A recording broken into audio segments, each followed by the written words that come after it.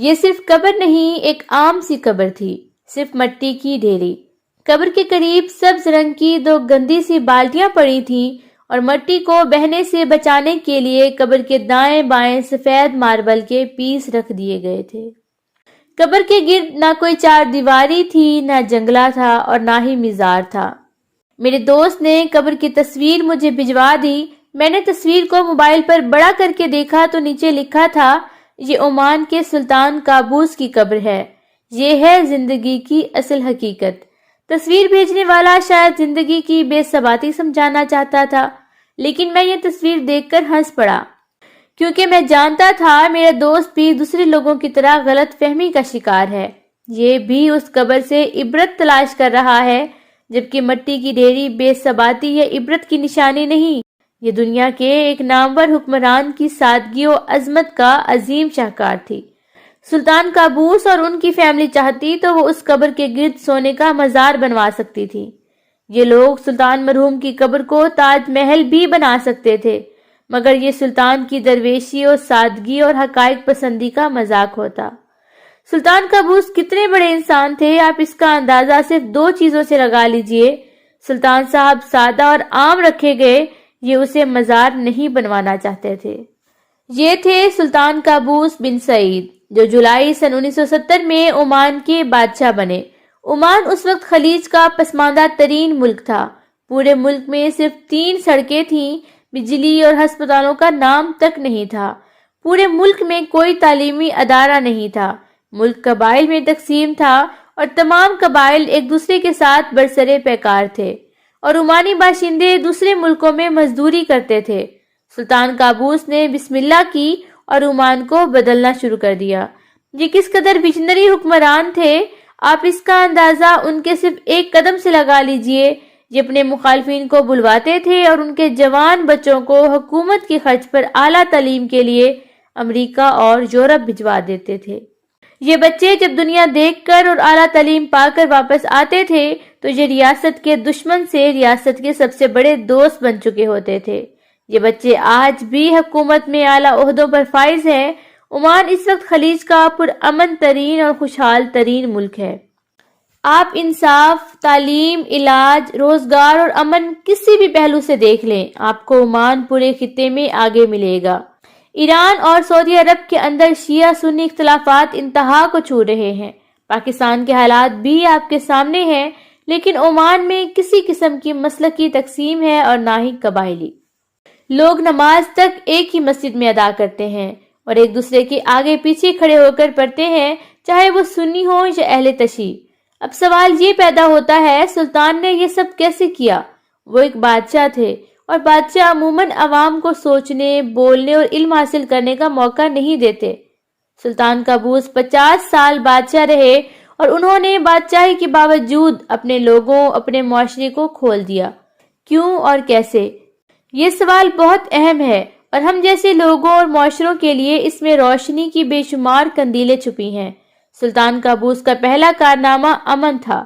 سلطان نے 1970 میں فیصلہ کیا تھا، یہ اسلامی دنیا کے کسی تنازع کا حصہ بھی نہیں بنیں گے اور یہ کسی کے ساتھ جنگ بھی نہیں کریں گے۔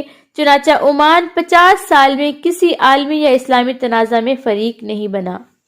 اس دوران ایران میں انقلاب آیا، افغان وار ہوئی، عراق اور ایران جنگ بھی ہوئی، سنی اور شیعہ تنازع بنا، عرب ممالک میں انقلابی بہار آئی اور آخر میں یمن میں جنگ چھڑ گئی، مگر عمان ہر معاملے میں نیوٹرل رہا۔ آپ سلطان قابوس کی ذہانت ملاحظہ کیجئے۔ عمان کی سرحدیں یمن، UAE اور سعودی عرب سے ملتی ہیں۔ عمان کے تینوں ملکوں کے ساتھ سرحدی تنازعات بھی پیدا ہوئے، لیکن سلطان قابوس نے لڑنے کی بجائے UAE کے شیخ زید بن سلطان النہیان کو دعوت دی، نقشہ ان کے سامنے رکھا اور ان سے کہا، آپ اس پر لکیر لگا دیں، ہم اس لکیر کو سرحد مان لیں گے، لیکن ہم آپ کے ساتھ جنگ نہیں کریں گے۔ شیخ زید نے نشان لگا دیا اور عمان نے اسے سرحد مان لیا، تنازع ختم ہو گیا۔ یمن اور سعودی عرب کے ساتھ بھی سرحدی تنازع اسی طرح سیٹل کیے گئے۔ سلطان کہتے تھے، ہم ہمسایوں کے ساتھ لڑ کر امن سے نہیں رہ سکیں گے۔ چنانچہ یہ بڑے سے بڑا ایشو بھی گفتگو کے ذریعے حل کرتے تھے۔ سلطان قابوس کے دور میں عمان نے خود جنگ کی اور نہ یہ کسی جنگ کا حصہ بنا۔ یہ ملک ہر دور میں ثالث رہا، یہ متحارب گروپوں کے درمیان صلح کراتا رہا۔ یہ اس وقت بھی یمن کے دو اطراف کے زخمیوں کا ایک ہی ہسپتال میں علاج کر رہے ہیں۔ مقصد کے اندر الموج نام کا ایک وسیع رہائشی کمپاؤنڈ ہے۔ یہ سمندر کے کنارے ہے اور یہ ہر لحاظ سے دبئی لگتا ہے۔ یہ انٹرنیشنل کمیونٹی کا کمپاؤنڈ ہے۔ آپ اس میں داخل ہوں تو آپ کو محسوس ہوگا کہ آپ کسی عرب ملک کی بجائے یورپ میں پھر رہے ہیں۔ اسلامی دنیا کے زیادہ تر معزول حکمرانوں کے خاندان الموج میں رہتے ہیں۔ کرنل قذافی کی فیملی بھی یہاں رہتی ہے اور شام، یمن، عراق اور لبنان کے معزول حکمرانوں اور وزراء کے بچے بھی۔ سلطان قابوس حالات کے شکار حکمرانوں کے برے وقت کے ساتھی ثابت ہوئے تھے۔ یہ ہر لٹے پٹے حکمران اور اس کے خاندان کے لیے اپنے دروازے کھول دیتے تھے۔ شاید یہی وجہ ہے ان کے جنازے میں وہ تمام لوگ موجود تھے جنہیں پوری دنیا مل کر بھی ایک جگہ نہیں بٹھا سکی۔ مصر کے مورسی اور السیسی دونوں گروپ ایک دوسرے سے لڑ رہے ہیں۔ یمن میں حوثیوں اور حکومت کے درمیان لڑائی چل رہی ہے۔ شام میں 3 مختلف اسلامی طاقتیں ایک دوسرے کے سر اتار رہی ہیں اور ایران اور سعودی عرب کا تنازع بھی آخری سٹیج پر پہنچ چکا ہے۔ مگر آپ سلطان قابوس کا کمال دیکھیے، ان سب طاقتوں کے سربراہ اور نمائندے سلطان کے جنازے میں موجود تھے۔ یہ سب مل کر ان کے درجات کی بلندی کی دعا کر رہے تھے۔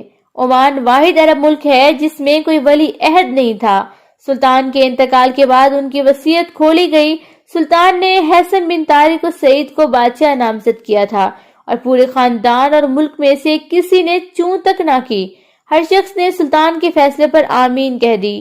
پوری دنیا کا خیال تھا کہ سلطان قابوس کے بعد تخت اور تاج کے ایشو پر عمان بکھر جائے گا، لیکن سلطان کے اخلاص اور محبت نے انتقال کے بعد بھی ملک کو جوڑے رکھا۔ ملک میں کسی جگہ بغاوت ہوئی اور نہ شورش، کسی نے مخالفانہ آواز تک نہیں نکالی۔ چنانچہ سلطان قابوس کی قبر صرف قبر نہیں، یہ اسلامی دنیا کے تمام حکمرانوں کے لیے روشن مثال ہے، اور یہ مثال ثابت کرتی ہے انسان اگر دنیا میں کچھ کرنا چاہے تو یہ پوری قوم کا مقدر بدل سکتا ہے، اور اس کے جانے کے بعد اس مٹی کی چھوٹی سی ڈھیری دنیا کا سب سے بڑا مقبرہ بن سکتی ہے۔ لوگ اس کی کچی قبر کی مٹی کو سرما بنا لیتے ہیں۔ سلطان قابوس زندہ تھے تو یہ کمال تھے، یہ انتقال فرما گئے تو یہ کمال سے بھی بڑا کمال بن گئے۔ یہ ثابت کر گئے کہ لوگوں کی خدمت کرنے والے حکمران مزاروں اور مقبروں کے محتاج نہیں ہوتے، ان کی کچی قبریں بھی تاج محل سے بڑی اور قیمتی ہوتی ہیں۔ ناظرین، ہماری یہ ویڈیو کیسی لگی اس کے بارے میں کمنٹ ضرور دیجیے گا۔ ہاں، اگر ابھی تک آپ نے ہمارا چینل سبسکرائب نہیں کیا تو پلیز اس ویڈیو کو لائک اور چینل کو سبسکرائب کرنا نہ بھولیے گا۔ اللہ حافظ۔